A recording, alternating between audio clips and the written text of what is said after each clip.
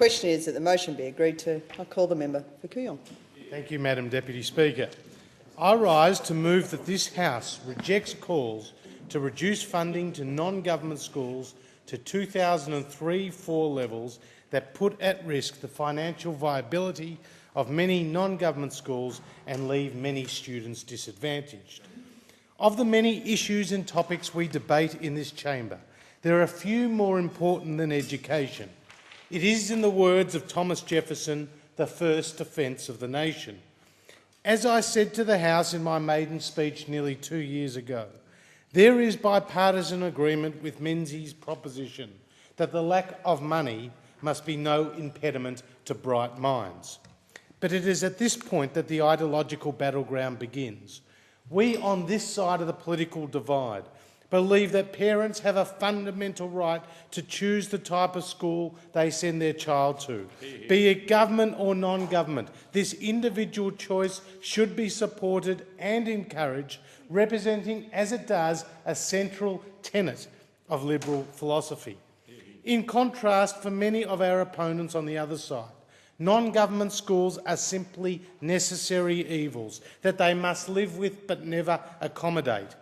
Such a view not only leads to counterproductive educational outcomes, but by definition is inequitable, denying parents as taxpayers equal government support for their choice of non-government schools to educate their children. This inequitable outcome is a bitter irony, given the central motivation for those on the left who seek to reduce funding for non-government schools is their innate but misguided desire to produce a more equitable distribution of government monies. So what do the Greens, the party which holds the balance of power in the Senate, the party which is in coalition with the Labor Party in government, and the party which received nearly 1.5 million first preference votes at the last election, including 18.5% of voters in Kooyong, propose for non-government schools in their education policy? The answer, Mr Deputy Speaker, is twofold. Significant less funding, equivalent to billions of dollars per year, and substantially more regulation of an intrusive and discriminatory kind. Shame. If you thought Mark Latham's 2004 hit list of private schools was bad, the Greens policy takes this sentiment much further. In the words of Independent Schools Victoria Chief Executive Michelle Green, it represents Latham on steroids and would, in the words of the Victorian Director of Catholic Education Stephen Elder, force school closures, increase fees and change the ability of Catholic schools to be genuinely Catholic. So let's take a closer look at their current policy document, first issued in March 2010 and available on the Greens website. Paragraph 65 commits the Greens to reduce funding for private schools to 2003-4 levels. In that year, according to data from the Report on Government Services, non-government schools were responsible for educating 1.04 million students, received in recurrent expenditure $6,621 per student, and government schools who were responsible for educating 2.25 million students received $11,866 per student. Roll those numbers a few years forward and based on 2009-10 data, recurrent expenditure per student is $14,380 for government schools and $7,427 for non-government schools. It's easy to see that in real terms, public funding to government schools has increased at a far greater rate than it has for non-government schools. Now, based on these numbers, should the Greens get their way and go back to 2003-4 levels, funding for non-government schools will significantly decrease, opening up the door to higher school fees, worsening teacher-student ratios and less funds for capital works. The Greens simply fail to understand that many parents who send their children to non-government schools do so at great personal expense. Yep. They are forced to prioritise already tight budgets to choose a school with the right culture and values to suit their child. It is a choice that now sees 34% of all students attending non-government schools, reaching 42% at years 11 and 12. What is more, Mr Deputy Speaker, between 2004 and 2007, enrolments at non-government schools grew by 21.9% compared to only 1.1% at government schools. By sending their kids to non-government schools, parents are cross-subsidising the public education system to the tune of an average $6,000 per child per year. And when it comes to the Greens policy, it is not just this adjustment to the 2003-04 funding levels that they propose that causes concern. It's a host of other policy pronouncements too.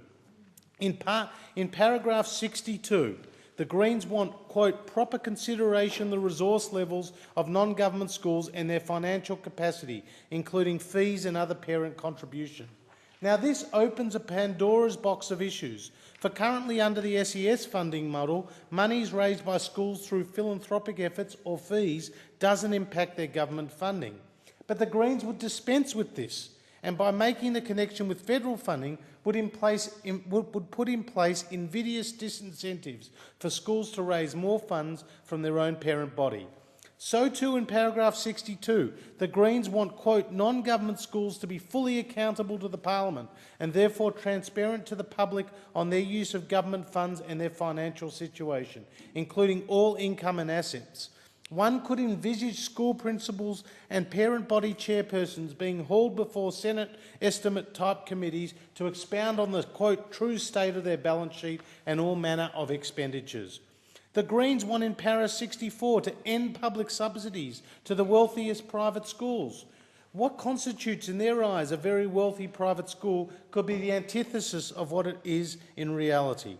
In paragraph 63, the Greens want to ensure that non-government schools in receipt of government funding do not discriminate in hiring of staff or selection of students and have an admissions and expulsion policy similar to public schools. This is Orwellian in the extreme. Who would administer such a policy, and who would adjudicate in the event of a dispute? This very idea of dictating to non-government schools removes exactly the independence and autonomy that has made these schools so effective. And I could go on, Mr Deputy Speaker. The Greens seek to reverse excessive increases in paragraph 18 in Commonwealth funding to non-government schools in recent years. But as has been pointed out, schools have not received excessive increases at all, either in absolute or real terms. One only has to look at each of these green policies and they are of concern. When you look at them in total, they are really alarming. What this motion today seeks to do, Mr Deputy Speaker, is to hold the Greens to account for their policies and to make clear to their fellow travellers in the Labor Party that funding for non-government schools must not be sacrificed on the altar of political expediency. In responding to the Gonski Review, the government and the Greens have an opportunity to affirm their commitment to the non-government school sector. This is what this is what the coalition will be looking for. I understand that a lot of work was put into the Gonski Review. Over 7,000 written submissions, hundreds of meetings, 26 findings, 41 recommendations to show for it. But there are real questions that remain unanswered. Would a new, bigger bureaucracy, in particular school planning authorities and national resourcing bodies, what will they do? Will indexation to non-government schools be maintained? And if it doesn't, it could cost the non-government school sector up to $4.2 billion over 4 years. Is NAPLAN, which is a diagnostic tool, truly appropriate to determine funding as is being proposed? And what does the anticipated capacity of parents really mean for the new resource standard? And ultimately, where will the money come from? Because the Gonski Review has recommended that $5 billion, at least $5 billion annually should be found, but this government in its recent budget only allocated $5 million to take these review a step further. These are the questions, Mr Deputy Speaker, that we should be looking at. In my electorate of Kooyong, the one big industry is our schools. I have over 52 schools, 30 of which are non-government. 13 are Catholic, 17 are independent. Over 30,000 school students in my electorate. This is the number one issue. And parents who send their kids to these independent and Catholic schools are aspirational. They do so because it is either a religious choice. They do so because they are seeking a school that is consistent with their values and with the educational outcomes that they seek. This is why I support the motion, Mr Deputy Speaker, and this is why it deserves to be supported by this chamber. Hear, hear.